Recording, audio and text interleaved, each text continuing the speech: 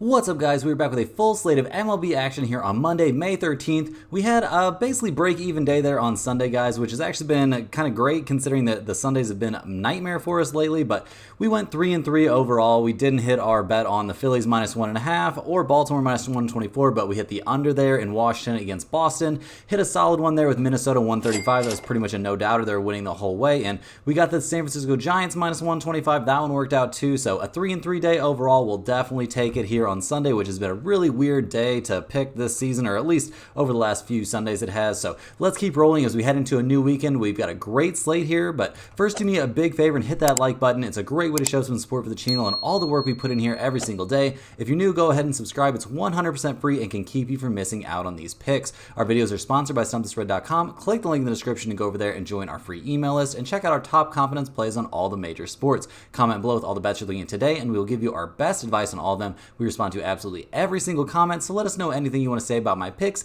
these videos, or anything you see here. As always, our final picks will be in the pinned comment down below. Now let's get into our first game of the day, guys. We've got the Toronto Blue Jays going on the road to take on the Baltimore Orioles. Toronto comes into this game fresh off of that loss we were just talking about to the Minnesota Twins. They lost that one 5-1. Never really felt like they had much of a chance in that game, and man, at 18-22 on the season, they are just not having a great time. They're handing the ball in this one to Jose Barrios. He's off to a 4-3 start to the season with a 2.85 ERA, but guys, he had a nightmare start his last time out against the Phillies. He gave up 7 hits on 3 2/3 innings, gave up 8 earned runs, 2 home runs in that game. Just not a good outing. Before that, he'd looked very, very good all season long. So I think we can expect him to be in a little bit of a bounce back spot here, but he hasn't exactly faced the toughest hitting teams this season. So it could be a little bit of a correction to the norm of what we're going to see from him this season. But in general, the problem this year for the Blue Jays has kind of been their offense. I mean, they're 14th in on-base percentage, but they're only 27th in the majors in runs scored with 146 runs scored over the course of the season. That's not going to get the job done. They're clearly a bottom third of the league offense. And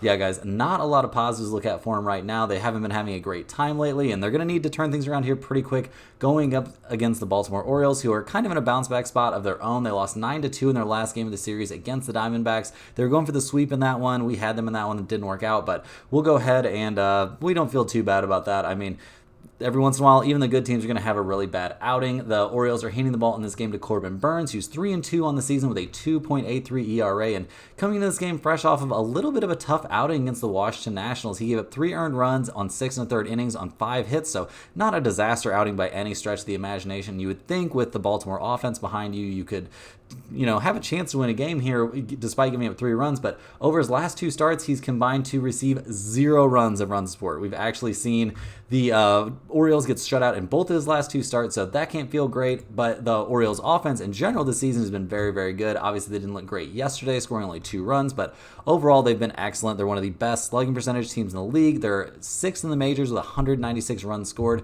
They are only 17th in the majors in terms of on-base percentage, but they're a top 10 batting average team, and they've got some just absolutely great hitters up there, so they can feel pretty good about how their offense looks in general. And looking at the numbers for this game, we see the odds makers definitely agree. They've got Baltimore at -162. The Blue Jays are +143. We've got over-under of 8 or 7.5, so the odds makers are expecting pretty solid pitching out of both of these starters, which makes some sense to me. Guys, I think I'm going to be leaning towards the Orioles -162 in this one. I mean, Toronto's only 9-13 on the road this season. Baltimore's 14-7 playing at home, and yeah, I don't know if this is going to make it as a pinned comment play because there's definitely bounce back potential here for Barrios, but we'll have to see. It's got a shot. Next on the docket, guys, we're with the Miami Marlins going on the road to take on the Detroit Tigers. Miami comes in this game 11-13 on the season. They did manage to get the 7-6 win against the Phillies in Game 3 of that series, so beating a team like Philadelphia has to feel pretty freaking incredible for them. I mean, they got it in a walk-off in the 10th inning, so they're definitely coming into this one riding high, handing the ball to Sixto Sanchez,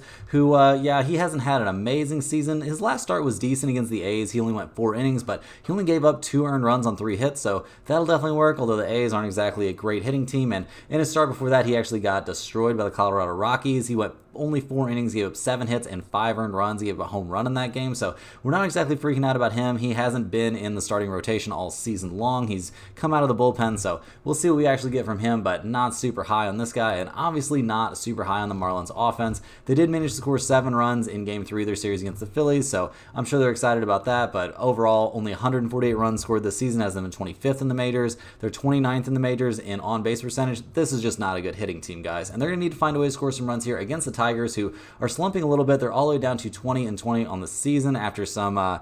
They've been having a hard time lately, guys. There's no way around it. I mean, they just lost 2-3 to the Astros. Before that, they lost 2-3 to the Guardians, and before that, they got swept by the Yankees. So not exactly killing it right now. They're handing the ball in this one to Matt Manning, who's 0-1 to start the season with a 4.24 ERA. He's making his only fourth start of the year, and his last time out, he kind of got knocked around by the light-hitting St. Louis Cardinals. He gave up 4 earned runs on 7 hits over 4 2/3, and his start before that didn't look great against the Minnesota Twins, so he's definitely got some work to do. I mean, his numbers aren't incredibly bad, but not a pitcher you're looking at to go out and deliver just like a huge shutdown performance. And the Tigers' offense also not looking great, definitely trending down right now. I mean, they're 24th in the majors in terms of on-base percentage, 21st in runs scored. Over the last couple games, they've scored 3, 8, 2, 4 runs. Like, that's just not really going to get the job done. So this isn't a team that we're super high on right now. The odds makers kind of disagree, though. I mean, they hate the Marlins, who are in a letdown spot for sure. So I definitely understand that. We've got Detroit at -165, the Marlins at +144.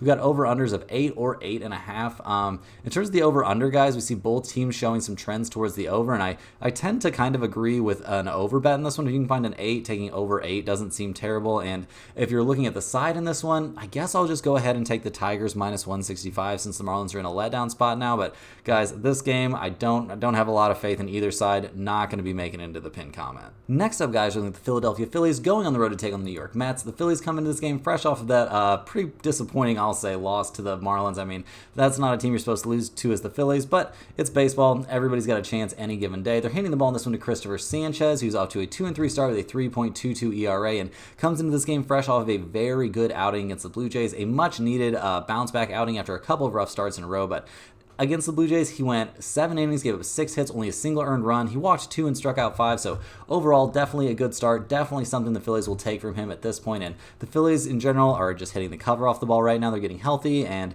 yeah, they're second in the majors in runs scored, second in batting average. Really, the only offense looking better than them right now is the Dodgers. Like, this team is hitting the cover off the ball. We've seen Bryce Harper come back and look good. Trey Turner's back out there and looking great. Like, this is a great offense. They're hoping they can keep things rolling here against the Mets, who are 19-20 on the season, coming off a walk-off against the Atlanta Braves last night on Sunday Night Baseball. So I'm sure they're pretty pumped about that. I mean, they're handing the ball in this one to Sean Manaea, who's 2-1 to start the season with a 3.31 ERA. His last time out, he gave up 3 earned runs on 6 hits over 6 innings to the Cardinals, though. Not exactly a great hitting team. Start before that, he did look very good against the Cubs, but he's not going too deep into these games in general. And I mean, he did have 5 solid innings against the Dodgers back on the 19th, so I guess we'll give the guy some credit, but we're not exactly freaking out about Sean Manaea right now, and we're definitely not freaking out about the Mets offense. I mean, over the last 3 games, they've scored 4, 1, and 2 runs. Like, not great. They don't have anybody really hitting the cover off the ball this season. They're strictly a middle of the road at best offense. I mean,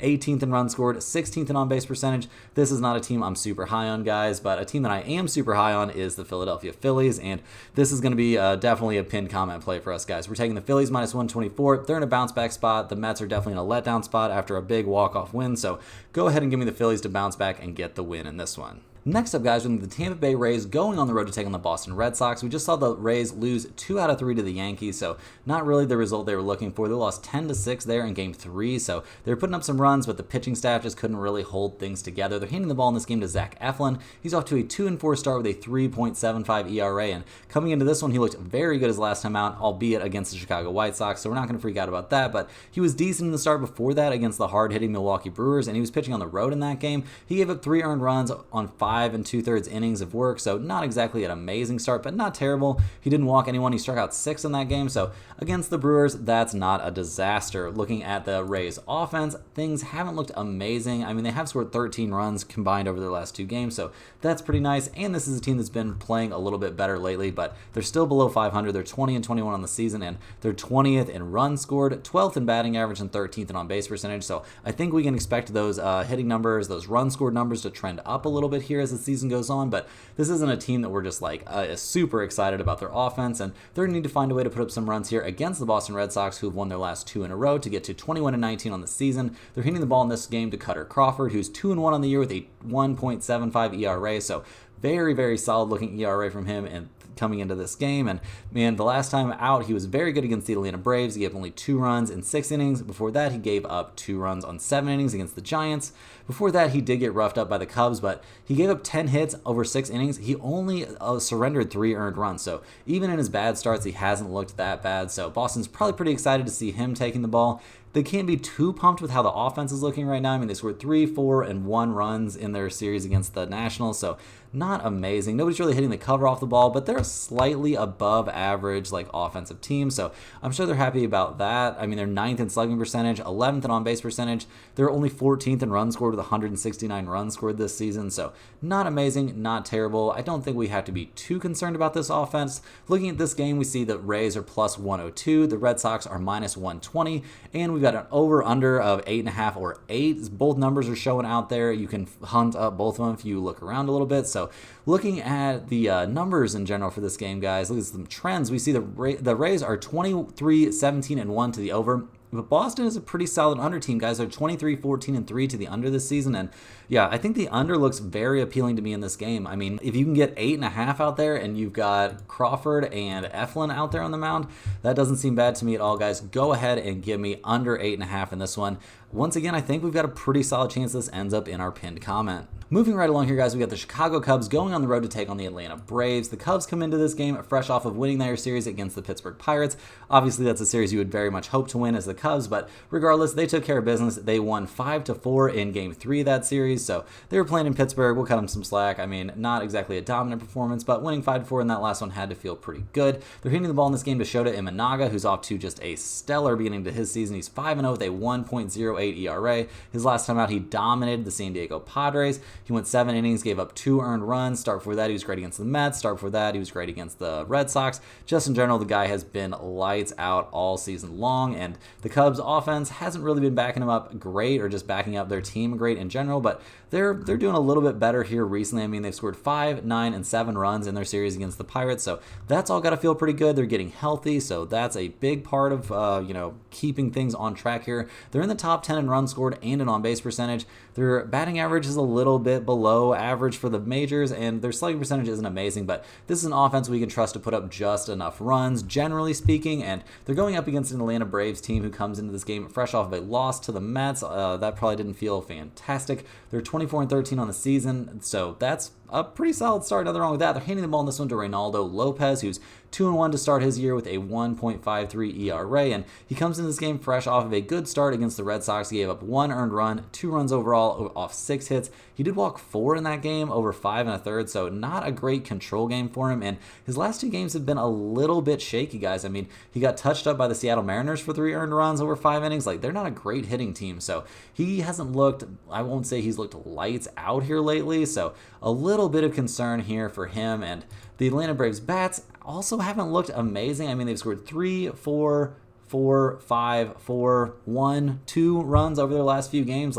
Not incredible. We saw Riley go out with some left side tightness, so it'll be interesting to see if he's available for this game. I mean, just kind of the question marks are piling up a little bit here for the Braves, although all that being said, they've won 4 out of their last 5. So obviously not looking terrible, but not looking too incredible right now. Looking at the numbers for this game, we see the Cubs at plus 125, which seems kind of crazy with Imanaga out there on the mound. The Braves are minus 139, and we've got an over-under of 8. Guys, there's a lot to like in this game in general. I kind of like the Cubs plus 125 now that their offense is getting a little bit better, and we've seen Lopez have a little bit of trouble lately. They're 11-11 on the road, which isn't amazing, and Atlanta's 13-4 at home, so that's an MLB best number at home, so that is a little bit concerning if you're trying to take the Cubs, and could maybe be something of a reason to lean towards the Braves, but they're minus 139, so that price isn't great. The over-under in this game is also very interesting to me, guys. It's at 8, and we see Chicago is 21-18-2 to the under, and Atlanta is 22-13-2 to the under, and we, at least on paper, have 2 really good starters going up against each other with 2 offenses that aren't exactly crushing the ball right now, so definitely have a lot of interest in this game. I'm not sure what we're going to go with, but in general, I like the Cubs plus 125, and I also like under 8. You'll have to check that pinned comment to see which one we actually go with. Next on the docket, guys, we got the Pittsburgh Pirates going on the road to take on the Milwaukee Brewers. The Pirates come into this game fresh off of a 5-4 loss to the Cubs. They're down to 18-23 on the season. They've lost 4 out of the last 5 games overall.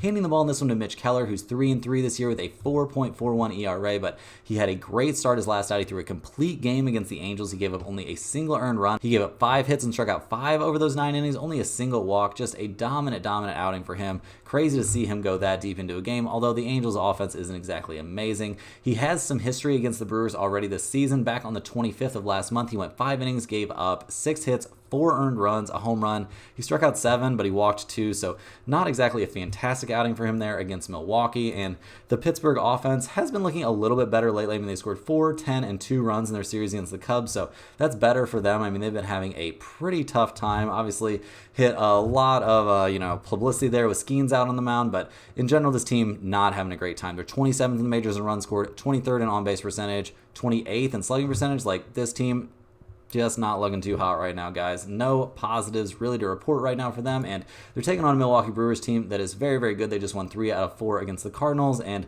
that 4th game was super weird with some Cardinals ejections and lots of problems with the umps, and yeah, the Brewers just couldn't quite get it done for us there, losing 4-3, but overall they looked very good this season. They're 24-16 on the year, and they're handing the ball in this one to Colin Ray, who's off to a pretty good start. I mean, he's 3-0 with a 3.29 ERA. His last time out against the Royals, he didn't look incredible. I mean, he gave up 4 earned runs in 4 2/3 innings, so he's kind of in a bounce back spot. But his start before that, he gave up 0 runs on 4 hits over 6 innings to the Tampa Bay Rays. Start before that, he got touched up by the Yankees, so he hasn't been incredible. But he has a good start against the Cardinals on his record this season, and that good start against the Rays we just talked about. So the guy has definitely been decent, and he's not going up against exactly the toughest hitters.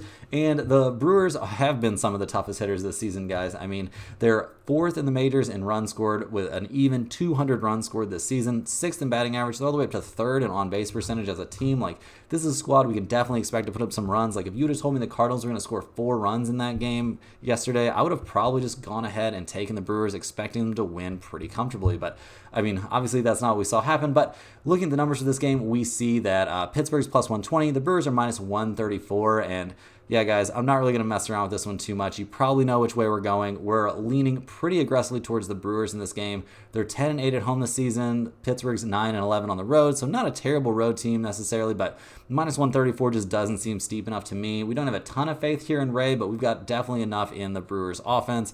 And yeah, we don't feel amazing about Keller at this point, and he's already gotten touched up by Milwaukee this season, so Milwaukee minus 134 has a definite shot to be one of my biggest bets of the day. Next up, guys, we're looking at the Washington Nationals going on the road to take on the Chicago White Sox. We saw Washington lose their last 2 games of their series against the Red Sox after getting the win in Game 1. They've come on a little bit here in the, I don't know what percentage of the season to say is over with, but they're 19-20 on the year. They've been looking decent lately, and they're handing the ball in this one to Trevor Williams, who's off to a crazy start, guys. The dude is 4-0 with a 1.96 ERA. He hasn't given up a run over his last 2 starts. He's only given up 1 run over his last 3. He's just looked very, very good. I mean, his last time out was against the Baltimore Orioles, for God's sake. Like, he went 5 innings, gave up 2 hits, and struck out 8 while walking no one. Like, bro is throwing the ball right now, looking great, and the Washington offense hasn't looked amazing. It didn't look great in their series against the Red Sox, but they've come on a little bit here lately. I mean, they're up to 22nd in runs scored. If they could make it into the top 2/3 of the league, I think that would be kind of a win here for this offense in general. I mean, they are 15th in the majors. They're league average in on-base percentage, so that's definitely something positive to look at. They're not a squad that you can really count on to put up a ton of runs, though. I mean, they won 5-1 in Game 1, but then they scored 2 runs in each of the last 2 games, so not a great offense, but definitely have a great starter out there on the mound, and they're going up against a White Sox team, which is anything but amazing, although they did manage to win 3 out of 4 against the Cleveland Guardians, which was just wild stuff. I see you all down in the comments very upset about Cleveland, putting Cleveland on some no-bet lists, and I totally understand that, but we're really happy that we saw them come away with the 7-0 win there on Sunday, so anyway, regardless, Chicago, not the best team in the majors, guys. They're 12-29, hitting the ball in this one to Chris Flexen, who's 2-3 with a 4.29 ERA, but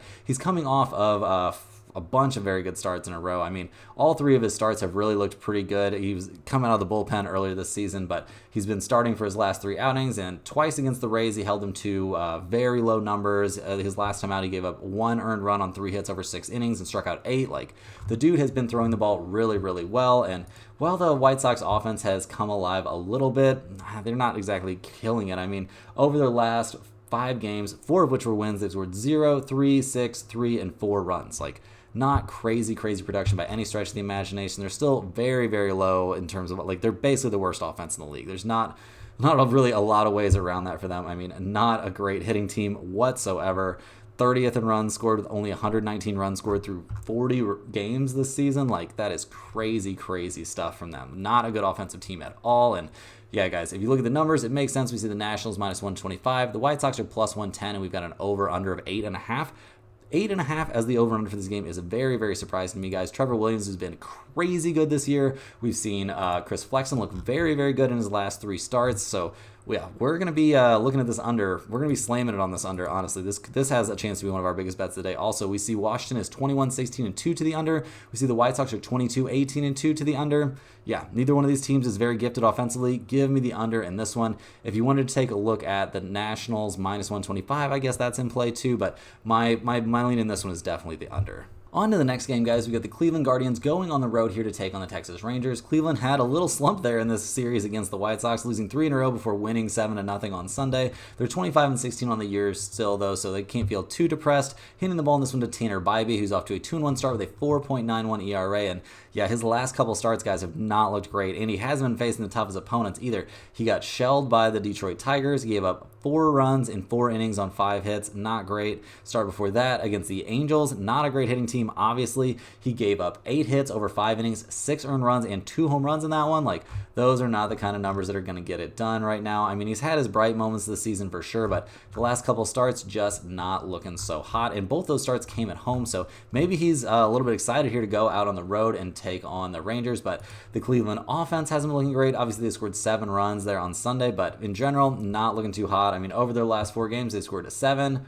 1, 3, and 2 runs. That's not going to get the job done, guys. Not looking amazing as an offense right now. I mean, they're obviously severely missing Steven Kwan, which makes sense when one of your best hitters goes down. That's a huge deal. But they're 12th in the majors still in runs scored, but they're trending down in that category. They're trending down in basically all the major offensive categories. So their whole offense right now is a big concern for me. They're going to need to figure something out here going up against the Rangers, who are now 22-20 on the season after just getting swept by the Colorado Rockies. Not something you're going to see very often this season is teams getting swept by the Rockies, but the Rangers managed to do it, so we've really got a matchup of 2 teams coming off of terrible series that they're going to want to forget about. The Rangers are handing the ball in this one to Michael Lorenzen, who's 2-2 on the season with a 4.66 ERA, and he's coming off a start he'd very much like to forget about against the Oakland A's. He went 6 innings, gave up 6 earned runs on 9 hits, got homered off of twice. He's given up at least 1 home run in his last 4 outings, so not looking amazing right now, but he's put up decent numbers at times this year. But yeah, he's not looked consistent, not a starter that I'm super excited about right now. And yeah, I'm also not excited about how the Rangers are swinging the bats. I mean, they've been a very good offense over the course of this season, but lately not looking so hot. 1, 3, and 2 runs over your last 3 games. That's not going to get the job done, guys. Where is the team that scored 12 and 15 runs in 2 different games against the Oakland A's? Like, where is that squad? The bats are just dead right now. I'm not expecting them to wake up anytime soon necessarily, although Bybee has looked very gettable. Looking at the numbers for this game, we see Cleveland plus 102, the Rangers minus 116, and an over-under of 8.5. I mean, yeah, we've got mixed trends here towards the over-under, with Texans being an over team, Cleveland being an under team. Cleveland's a decent road team. Texas is a mediocre home team. But, guys, I have no idea which way to go on this game. I mean, I don't like the way either team is playing. If you wanted to give me the Rangers, I guess, as a tiny lean with the hopes that their offense will have some sort of bounce-back performance, I guess you could. But, guys, I am not going to be betting this game myself. I do not like it, not at all. Next up, guys, we're looking at the Oakland A's going on the road here to take on the Houston Astros. Oakland comes into this game. They won 1 out of 3 against the Seattle Mariners. They're 19-23 on the season, which is honestly better than a lot of people, including myself, thought they would be this year. But they're handing the ball in this one to Ross Stripling. He's been not one of their bright spots, guys. He's 1-6 in the year with a 5.14 ERA and just got absolutely obliterated by the Texas Rangers. He gave up 11 runs. Only 5 of them were earned, but still 11 runs on 10 hits over 1 2/3 innings. Like, that's not going to work. He had a few decent starts in a row, though. I mean, a very good start against the Pirates, a decent start, especially given that he was going up against the hard-hitting Orioles. So definitely he's had his bright spots, but man, when he implodes, things get very, very bad very, very quick. And the A's offense usually isn't going to be there to bail anybody out. I mean, they're up to 19th in the majors in runs scored, but they're still only 26th in the majors in on-base percentage with a 299 on-base percentage. Guys, when your on-base percentage dips below 300, yeah, looking kind of dim. I mean, slugging percentage, not terrible, close to league average, but this is by no means an above average or even average offensive team.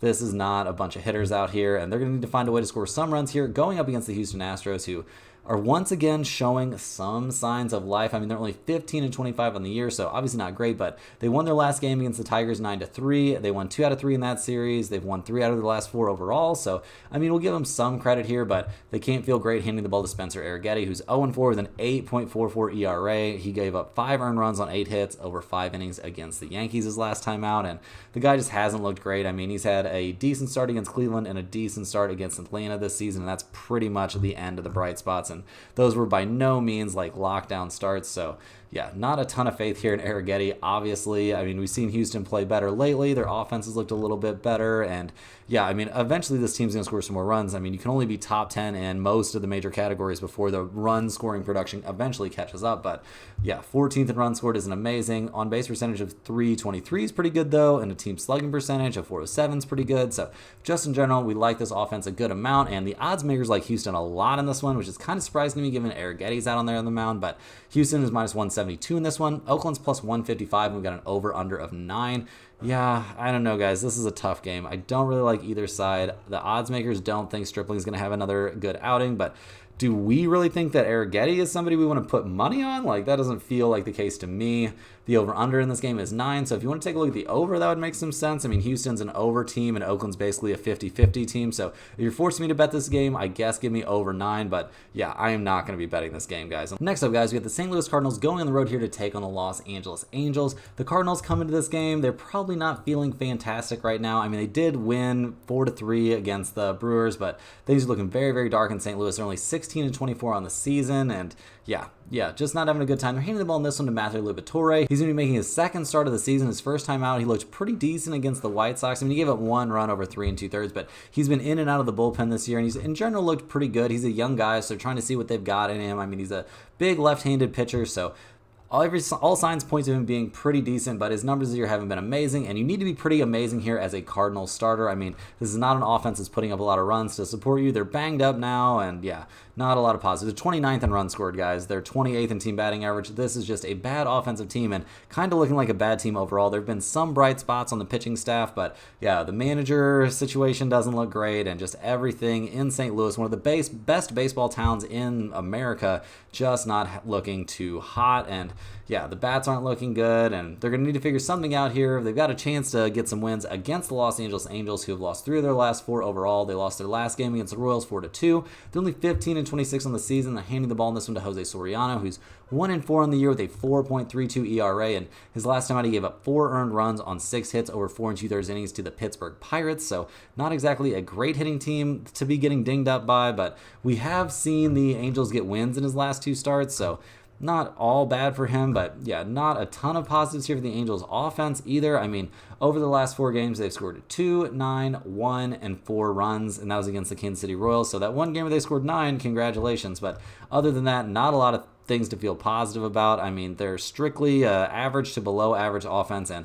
with Mike Trout out, I continue to think those numbers are going to keep on falling. Like, not a good offensive team whatsoever. And looking at the numbers, it's a little surprising to see the over-unders at 8.5, but I think that's more of an indictment of the 2 starting pitchers, so we're not going to freak out about that. Not too interested in this game in general, guys. I mean, the Cardinals are plus 102, the Angels are minus 108. Which one of these teams are we going to trust? I would say neither one. I mean, neither starter is very good, neither offense is very good. I mean, at least the Cardinals starter, I guess, has some chance of becoming good, but don't have a big enough sample size on him to trust him, so this game's going to be a pass for me. I guess if you're forcing me to bet it, give me the Cardinals plus 102 since they're 10-13 on the road and the Angels are only 5-14 at home. But yeah, guys, this isn't going anywhere near the pinned comment.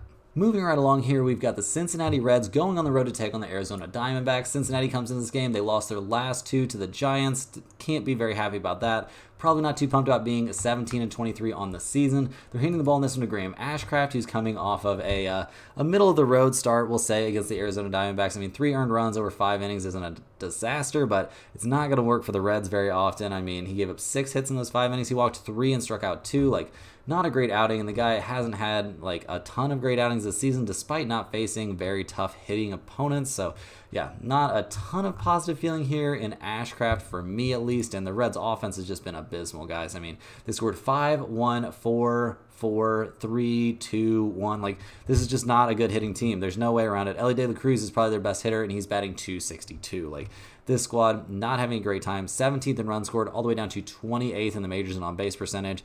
Dead last in the majors in batting average. Like, this is a team that's not very good offensively, and those numbers are continuing to get worse. They're taking on the Arizona Diamondbacks, who come into this game fresh off a 9-2 win over the Orioles, but overall this season haven't been having the greatest time lately. They're handing the ball to Jordan Montgomery, who's 2-2 with a 4.70 ERA, and coming into this one, he looked very good his last time out against the Cincinnati Reds, guys. It's going to be his second start in a row against the Reds. He went 7 innings, gave up 7 hits, 2 earned runs, pitching at Cincinnati. This time he gets to pitch at home, which has to feel a lot better than pitching in the Great American Ballpark. And while his numbers this season haven't been amazing, a lot of the negative numbers that he have come from that one outing against the Dodgers where he got shelled. And getting shelled by the Dodgers is going to be something that happens to a lot of pitchers this season, guys. I mean, the Diamondbacks offense hasn't been terrible this season, and yeah, I mean, while they're trending a little bit down, I don't think this is was ever going to be like a top 2 or 3 offense like it looked like in the early goings, but they're still 6th in runs scored and 8th in on-base percentage, so not bad numbers there. They're still hanging on to just barely a top 10 spot in batting average, so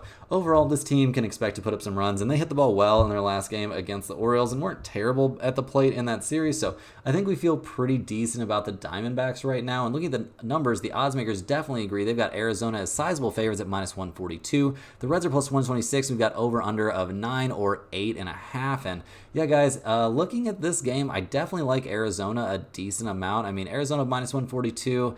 At home, they're 9-10 this season. Cincinnati's only 8-10 on the road, and we don't have a ton of faith here in Ashcraft. And Jordan Montgomery's looked good at times this season. Is coming off a very good start against the Cincinnati Reds. And yeah, I mean, how has Ashcraft looked? I mean, his last time out, it was against the Arizona Diamondbacks, and he gave up 3 earned runs over 5 innings. So, guys, go ahead and give me the Diamondbacks -142 in this one. Definitely has a chance to end up as a pinned comment play. Rounding into the home stretch here, guys, we've got the Colorado Rockies going on the road to take on the San Diego Padres. The Rockies come into this game fresh off of a 4th straight win. Not something we thought we were going to say very many times about the Rockies this season, and we probably aren't going to say it that many times overall, guys. I'd be very shocked if they're reeling off lots of 4-game winning streaks, but they've got to be feeling decent about themselves right now. Anyway, they're handing the ball to Dakota Hudson, who has not had a good time, guys. He's 0-6 with a 6.35 ERA. His last time out against the San Francisco Giants, he went 3 2/3 innings, gave up 4 earned runs on 5 hits. He walked 5 in that game and only struck out 2. Like, not a great outing. The start before that, he looked good, but not like lights out against the Marlins.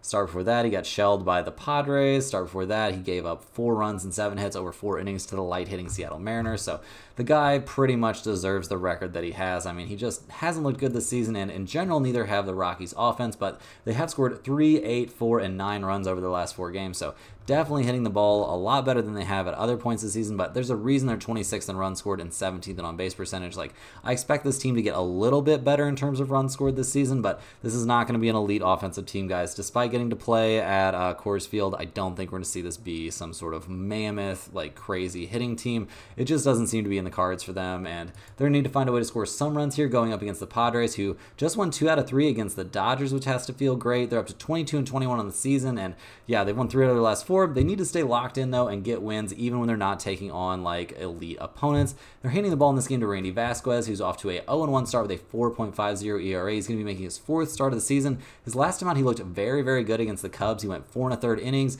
gave up 5 hits, but only a single earned run. So, okay, I take it back. He didn't look very, very good, but he looked decent. I mean, he had 6 strikeouts and no walks, so not a terrible outing for him. His standards, though, aren't super high, and his last time out against the Colorado Rockies, which was back on the 25th, he got shelled. He went 2 2/3 innings, gave up 4 runs on 6 hits, gave up a home run in that one. So, yeah, he can't feel too good about this matchup necessarily, and yeah, I mean, also, how great do the Padres bats feel right now? Probably pretty good. I mean, they've been good all season long. There's no doubt about that. They're 4th in the majors in runs scored, 4th in the majors in batting average. They're all the way down in 10th in on-base percentage, though, so that's probably not great, but they did just win 2 out of 3 against the Dodgers. They scored 4, 0, and 2 runs in that series, so not exactly a hot-hitting team right now. So I've got a lot of questions right now about the Padres, but looking at the numbers in this game, guys, it's a little bit weird to me. We see the Rockies at plus 176. We see the Padres at minus 200, which seems a bit steep. I'm not really interested in the side in this game, but what I am interested in is the over-under. We've seen both of these starters have trouble against this opponent this season. We've got an over-under of only 8.5.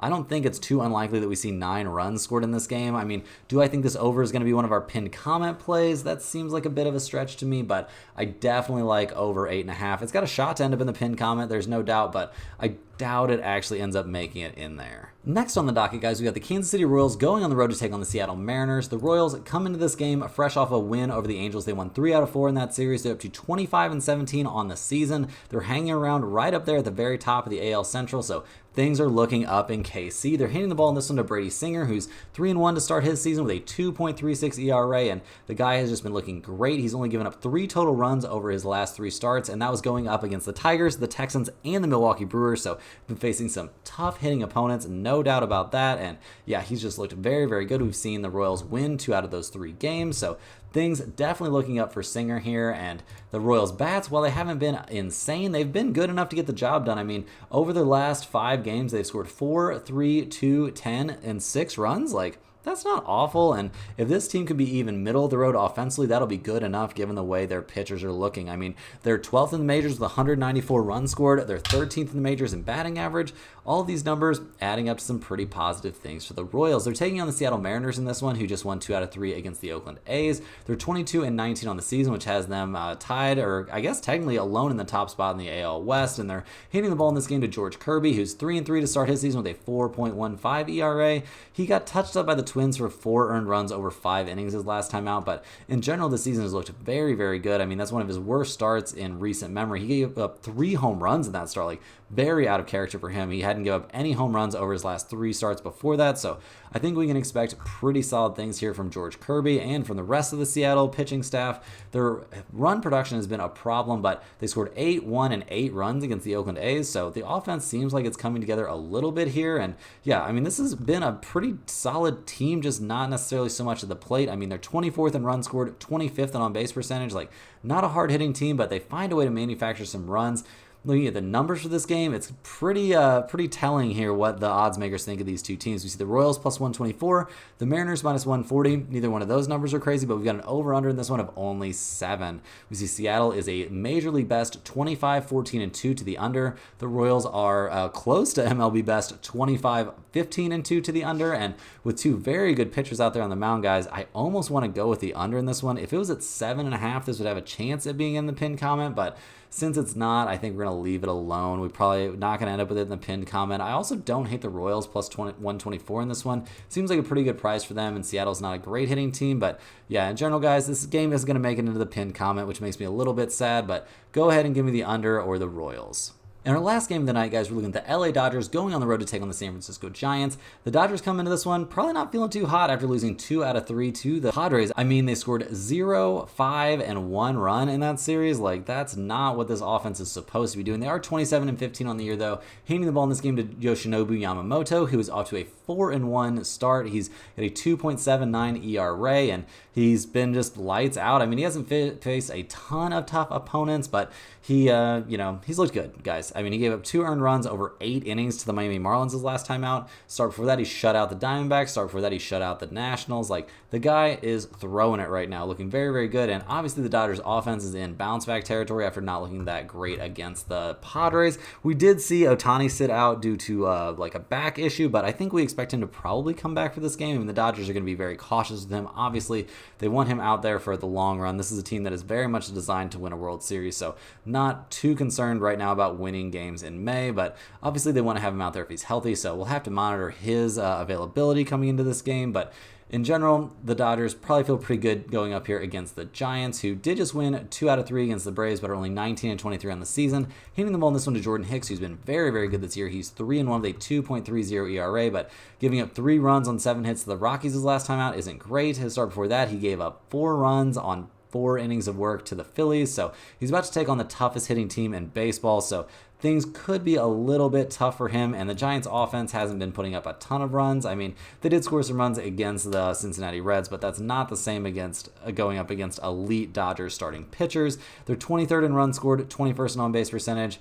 Yeah, guys, we're not really going to overcomplicate this. I don't know if this ends up in the pinned comment, but I think it's a good value. I think the Dodgers minus 180 is definitely a pretty good spot, and if you really were thinking about taking them minus 1.5 in this game, you can get them at minus 105 if you shop around. So I think we like the Dodgers in this one. It'll be in the pinned comment which version of this bet we end up taking, but I think they're in a very good spot, and it's a bounce back spot for their bats, and Jordan Hicks hasn't been looking that great lately, so definitely give me the Dodgers in this one. That's all the games we have for today, guys. Hit that like button for good luck on all your bets, and subscribe to the channel if you're new. Let me know in the comments any questions you have on today's slate. Thanks for watching. You can click the link in the description to check out StumpTheSpread.com, and we'll see you guys tomorrow for more sports betting action.